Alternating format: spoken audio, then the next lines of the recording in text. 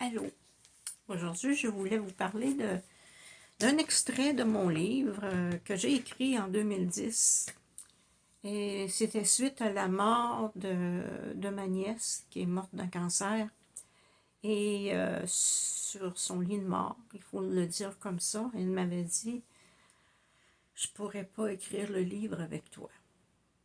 Et moi je lui avais dit « On va l'écrire ensemble quand même ». Alors elle m'a inspirée tout au long de l'écriture de ce livre. À chaque fois que je prenais mon ordinateur pour écrire, j'avais toujours une pensée envers elle et je savais, qu'elle aurait voulu dire ces choses, mais le cancer l'a apporté avant qu'elle puisse exprimer ce qu'elle avait à l'intérieur d'elle. Alors, voilà, j'ai écrit le livre comme promis. Et suite à ça, bon, c'est sûr que j'en ai parlé pendant longtemps dans mon livre. On est en 2010, aujourd'hui en 2023, 13 ans. Ce qu'il y a dedans est toujours d'actualité. Donc, moi, il y a 5 mots que on devrait tous inclure dans notre vie, hein, dans notre vie de tous les jours. Et ces 5 mots, on les retrouve dans tout. De toute façon, aujourd'hui, 13 ans plus tard, ce qu'on retrouve souvent dans les discours, dans les ateliers, ou tout ce que vous voudrez, ces mots reviennent. Donc, c'est sûr qu'ils sont puissants et ils sont nécessaires. Si on veut atteindre un niveau d'équilibre et être bien dans sa vie. Alors, le premier, qui est le plus important et vraiment le plus important, c'est l'amour. Comment peut-on aimer quelqu'un d'autre si on ne s'aime pas soi-même? Donc, pour les personnes qui ont des problèmes en amour, c'est souvent le problème. Si tu ne t'aimes pas toi-même, tu ne peux pas aimer l'autre. C'est d'une logique. Ça ne changera pas. C'est comme ça. Si tu ne t'aimes pas, tu n'auras pas confiance en l'autre. Tu vas vouloir le contrôler, tu vas vouloir le pouvoir. De là, on voit souvent, j'ai parlé de pervers narcissique. Vous allez me dire, ben oui, mais il est narcissique, c'est parce qu'il s'aime. Non, non, non, c'est pas ça du tout. C'est une personne souffrante. C'est une personne souffrante qui, dans le fond, ne s'aime pas. Et quand il a le pouvoir sur les autres, il a l'impression d'avoir le pouvoir. Il a l'impression d'être quelqu'un d'important. Et en fait, c'est un problème psychologique là, que cette personne-là a. Et tout ça, si elle avait appris à s'aimer, à s'aimer vraiment, elle n'aurait pas développé une pareille maladie mentale, parce que pour moi, c'est une maladie mentale. Donc, l'amour, sans condition, sans attachement. Je me rappelle une amie qui me disait, mais oui, l'amour sans attachement, ça se peut pas. Mais, oui, ça se peut. Pourquoi? Parce que quand on aime, on n'oblige pas la personne que l'on aime à être à côté de soi. On n'oblige pas la personne, comment je vous dirais, parce que l'attachement, ça devient, le mot le dit, attachement. Ça veut dire qu'on a mis une chaîne ici, au poignet de la personne qu'on aime. C'est ça, l'attachement. On aime de façon pure. Je t'aime et tu es libre. Et voilà. Par contre, je t'aime et tu es libre, mais si ton comportement, ta façon de vivre ne me convient pas, je dois m'aimer suffisamment pour le réaliser et le laisser partir et m'en aller plus loin. C'est sans attachement, justement, sans condition. Tu ne peux pas dire « je vais t'aimer si tu fais telle chose ». quand tu, admettons, quand tu fais ça, je t'aime plus. À ce moment-là, c'est conditionnel. Et on a tendance à faire ça au moment où on manque d'amour pour soi. Quand on a dépassé ça, puis ça arrive qu'on replonge. Tout le monde peut replonger, je vous le dis. Même moi. Donc, si on replonge dans le non-amour de soi, on va avoir tendance à vouloir le contrôle sur l'autre. Par insécurité, par peur de l'abandon, peur du rejet, peur d'être seul. Et là, on a tendance à mettre des conditions et on est dans l'attachement total, on n'arrive plus à respirer si l'autre n'est pas là. Et ça, c'est le non-amour. Parce qu'il faut vraiment revenir sur nos pas et se dire à quel endroit j'ai perdu l'amour de moi. Je l'ai perdu quelque part. Et c'est à cet endroit, il faut revenir et se dire, OK, pourquoi j'ai perdu l'amour de moi? Bon, j'étais dans une période peut-être plus fragile, mais personne n'est à l'abri. Et c'est pas parce que je vous enseigne ces choses que je suis à l'abri. Je ne le suis pas. On passe des moments de fragilité et on tombe dans le piège d'une façon inattendue. Mais ce sont des bons moments, je dis, des bons moments de la vie pour nous ramener à soi-même. On se perd. Et c'est en se perdant qu'on se retrouve, et c'est en se retrouvant qu'on est encore plus heureux qu'avant. Parce que c'est un cheminement, c'est une évolution.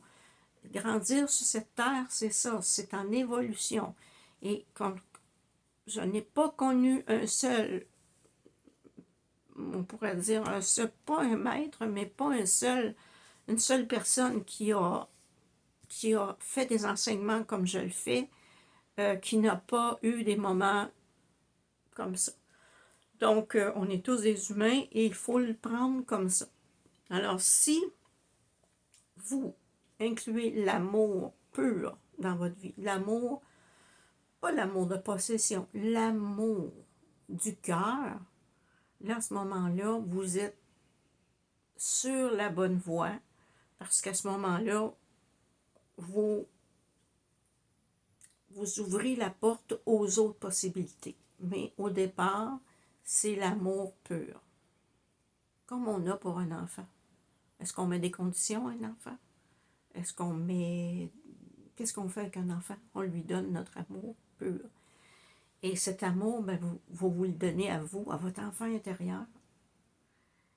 Et vous le cajolez, et puis vous lui promettez de tout faire pour ne pas qu'il souffre. Alors, vous aimez.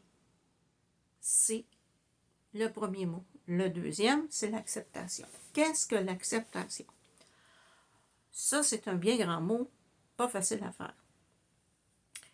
Accepter quelque chose qui parfois nous dérange, c'est pas facile.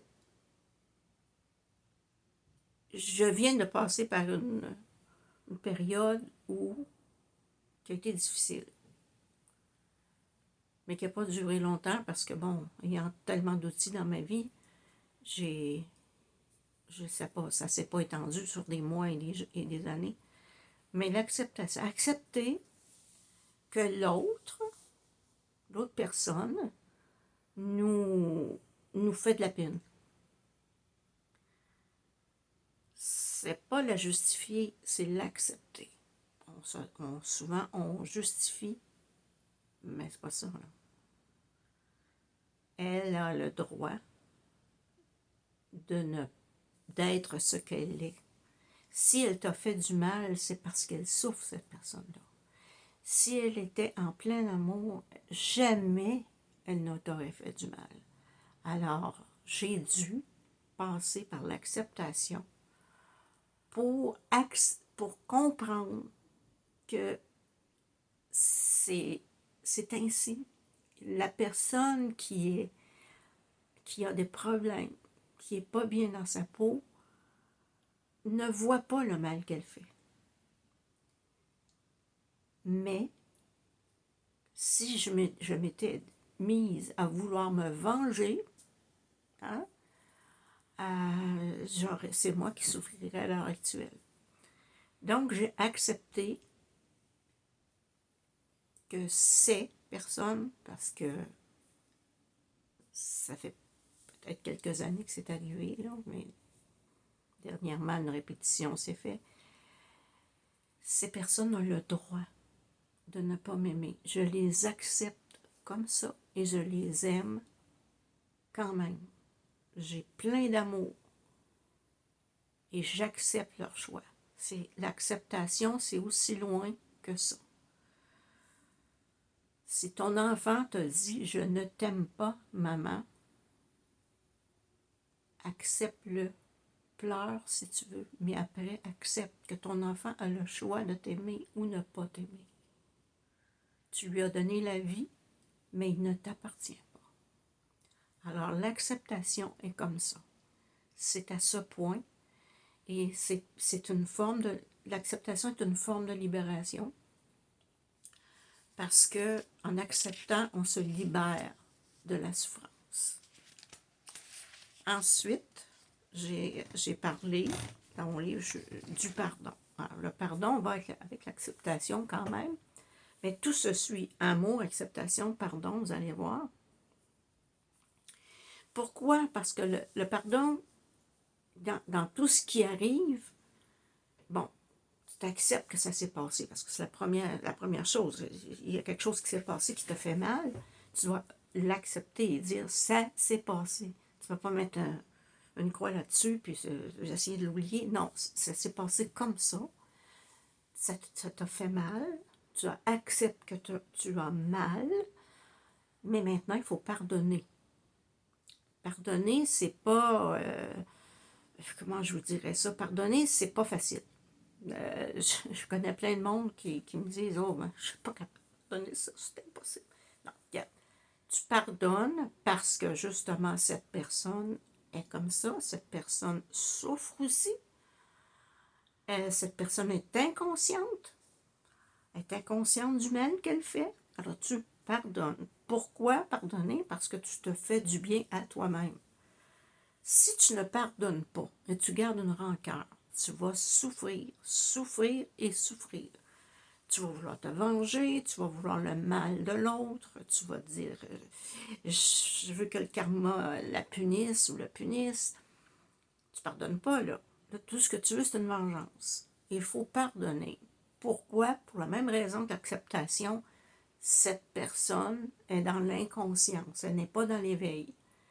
Alors tu pardonnes à cette personne-là ou à ces personnes-là et ça ne veut pas dire que tu mets une croix à ce que tu as vécu. Ce que tu as vécu, tu vas t'en souvenir. Ça te sert de leçon pour l'avenir. Ça te sert de base. Chaque chose qui arrive dans la vie nous sert pour faire un pas de plus vers l'éveil. Chaque chose, qu'elle soit bonne ou mauvaise, c'est un point de plus, c'est un pas de plus. Bien sûr, il faut analyser tout ça. Si on n'analyse pas, puis qu'on est dans la colère, qu'on est dans la vengeance, on n'analyse pas, on comprend à zéro rien. C'est pas ça que je veux dire. Donc, imaginez, je vais prendre ça comme image, une femme qui subit de la violence de son mari. Et suite à ça, bon, elle se sépare, et puis, bon, tant et aussi longtemps qu'elle n'a pas pardonné à cet homme-là d'avoir été violent avec elle, elle ne va pas évoluer. Et je me rappelle, un jour, j'étais pas mal plus jeune, on m'avait dit « Est-ce que vous avez pardonné à votre ex-mari? » J'ai répondu « Oui. » En fait, non, je n'avais pas pardonné. C'est plus tard que j'ai pardonné. Mais je croyais avoir pardonné. C'est autre chose. C'est quand j'ai compris sa souffrance à travers la façon dont il était avec moi que j'ai compris. Et là, j'ai pardonné puisqu'il était souffrant à ce moment-là de notre vie. Là, j'ai fait le pardon. J'ai jamais voulu son malheur, j'ai jamais voulu qu'il souffre. C'était une période de notre vie. Et voyez, c'est un exemple. Donc, pardonner, il faut savoir ce que c'est. C'est vraiment accepter, en passant par l'acceptation, que la personne est ainsi, qu'elle est souffrante et que la vengeance, la rancœur ne servira à rien. Et vous libérez votre cœur par le pardon. Vous pardonnez sincèrement à l'intérieur de vous. Et après ça, vous êtes libéré, vous n'allez même plus y penser parce que c'est pardonné. Il va rester l'expérience. Cette expérience-là, elle doit servir. Doit servir parfois de système d'alerte, hein, le système d'alarme. Parce que si la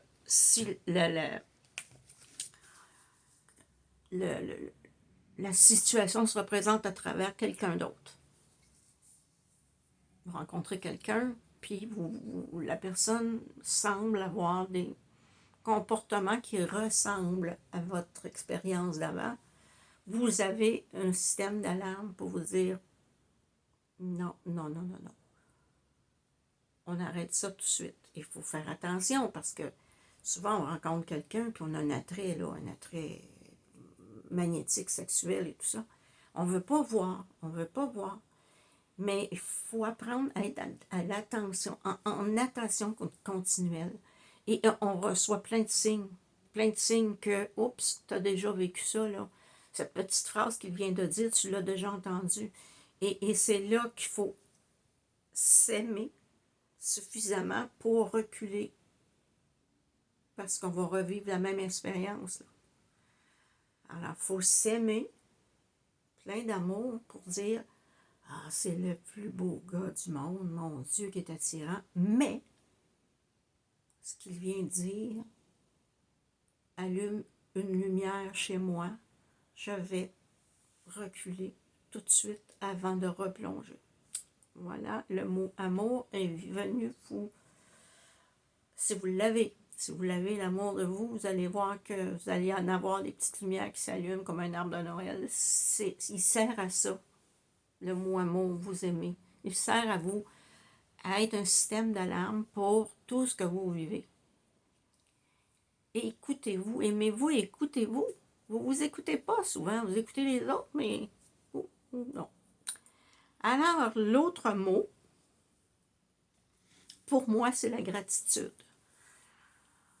Il faut l'avoir, la gratitude. La gratitude, sans ça, on est quoi? Des égoïstes? Quand il n'y a rien qui nous est dû. Rien, rien. Et quand on reçoit, peu importe ce qu'on reçoit, mais quand on reçoit, il faut avoir la gratitude. Vous savez, on reçoit des fois à travers une belle parole que quelqu'un est venu nous dire avec son cœur. Ayez de la gratitude. Merci, mon Dieu, d'avoir entendu. Cette personne-là est venue me dire quelque chose de si important pour moi. La gratitude doit être dans tout le matin que vous vous levez, c'est merci, je suis en vie. Vous savez, j'entends du monde dire, je vais prier pour toi ou je vais prier pour... Mais quand tu reçois, tu pries. Ah, tu pries, tu demandes, parce que chacun a sa façon de faire. Il y a des personnes qui vont dire, j'ai tellement prié pour recevoir ça. Oui, mais est-ce que tu as remercié aussi? Parce que c'est ça la gratitude. Et que ce soit face à quelqu'un ou face à l'univers, il faut toujours avoir en soi cette gratitude-là. Et quand mon petit système d'alarme allume les lumières, je dois dire aussi merci à mon être, merci à mon âme, d'être venu éveiller avec la petite lumière d'alarme que j'étais en train de ne pas voir ce qui se passait en réalité trop, parce que vous savez, l'ego, il y a un grand malin plaisir à nous faire retomber. On a beau essayer de s'en nettoyer, de s'en débarrasser, mais avec il finit toujours par nous nous rattraper, parce que c'est un défi pour lui, là. Hein? Même si on veut travailler sur le fait de s'en débarrasser le plus possible, à moins d'être un saint, on ne peut pas s'en débarrasser complètement. Il va toujours se cacher derrière quelque chose et il va venir nous agacer de temps en temps. Et c'est à nous de travailler sur justement ce petit ego. Bon, parfois le grand, là, parce qu'on a vu qu'il y en avait des grands. On en a tous. Et il dit, oups, là, c'est pas mon être qui est en train de... C'est pas mon être qui est là. Là, c'est l'ego. Et ça peut être l'ego de plaire, l'ego d'attirer les gens, l'ego de montrer intelligent, l'ego. Il y a tellement de façons que l'ego vient nous chercher. Et lui, il trouve un moyen de plaisir, parce que comme je te dis, on vient au monde avec plein de choses à régler. Hein? On a choisi cette vie-là. On a choisi cette dimension-là et on a choisi de venir régler ça. Et l'ego, lui, son travail, c'est de nous ralentir dans notre évolution. Ben oui, c'est ça. On est des humains. Hein? On est en dualité. Hein? L'humain, c'est comme ça. Il y a un côté ange, un côté démon. Il faut travailler le plus possible à devenir la personne la plus paisible et qui est en harmonie avec elle-même. Mais l'autre côté, le petit démon sur l'épaule ici, là, il y en a qui l'ont, qui parlent fort. Pourquoi? Parce qu'ils ne sont absolument pas à l'écoute d'eux-mêmes. Et donc, eux, l'amour, l'acceptation et tout ça, c'est du chinois pour eux autres. Mais toi qui le sais, tu dois t'en rendre compte et travailler sur ça. C'est ton travail que tu as à régler. Et le dernier, et dire merci, c'est sûr, hein? Dire merci à chaque fois. Moi, à chaque fois que m'est arrivé des choses, j'ai dit merci. Merci de m'avoir permis de vivre ça pour voir. J'avais besoin de voir que je m'étais perdue quelque part et tu m'as fait vivre cette situation-là pour me ramener. Alors, merci. Il n'y a pas d'autre chose à dire, puisque, bon, ça m'a permis d'avancer. Alors, merci de m'avoir permis de vivre cette situation-là qui me permet de grandir. Alors, la gratitude, c'est exactement ça. Merci de m'avoir donné un message en passant sans savoir que j'en avais besoin. Merci. Merci à la vie de m'avoir donné la santé, la capacité, encore à mon âge, de voyager. Merci la vie.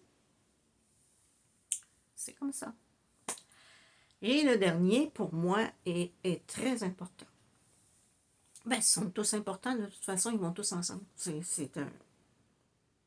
On peut en faire une belle boule d'énergie, là, puis dire, regarde, j'ai tout ça, et je l'envoie dans l'univers. Je la partage maintenant. Alors, le don. Qu'est-ce que le don?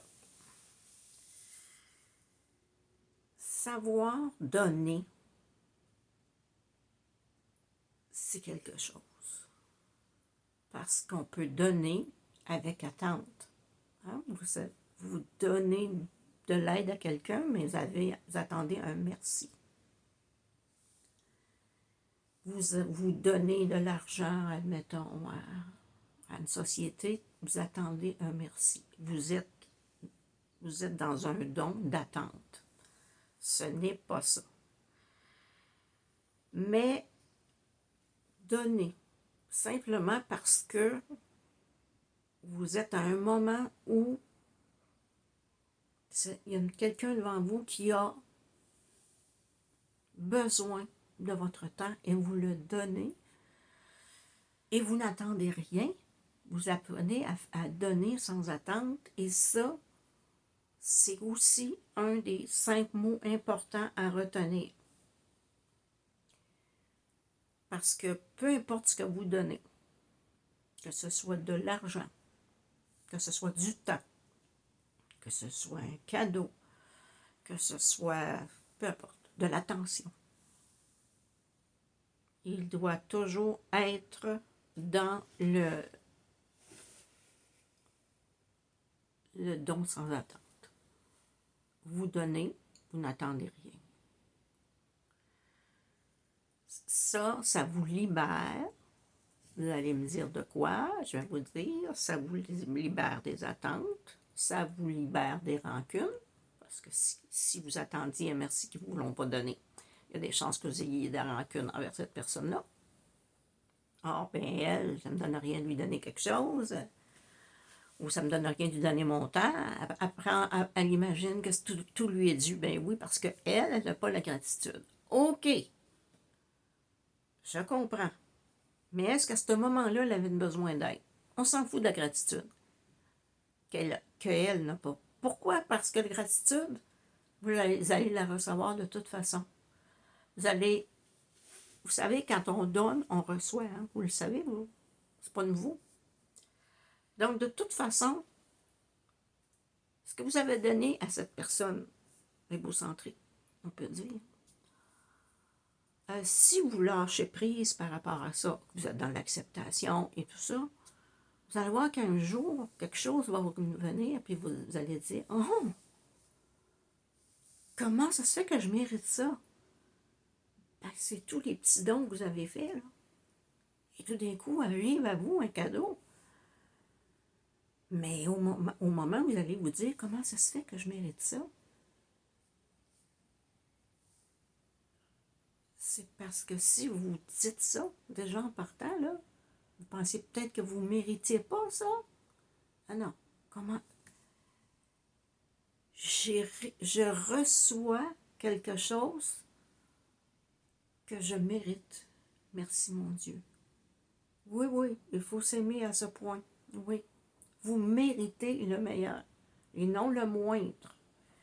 Toujours avancer dans la vie en disant « Je mérite le meilleur et non le moindre. » Pourquoi? Parce que c'est ça l'amour de vous. Si vous êtes face à une situation où vous ne recevez pas le meilleur, bien, contentez-vous pas du moindre. Et quand vous allez si vous recevez un beau cadeau de la vie, bien, vous avez reçu le meilleur que vous méritez. Fait que j'espère que vous avez bien compris comment appliquer tout ça dans votre vie. Je vais vous lire, parce qu'à chaque fois que j'écrivais un paragraphe, pas un paragraphe, je vais dire ça, j'ai perdu les mots, c'est pas grave. À chaque fois que je finissais sur un sujet, j'écrivais un petit message ici, à chaque chapitre, voilà. Pourquoi? Pour vous rappeler les points forts.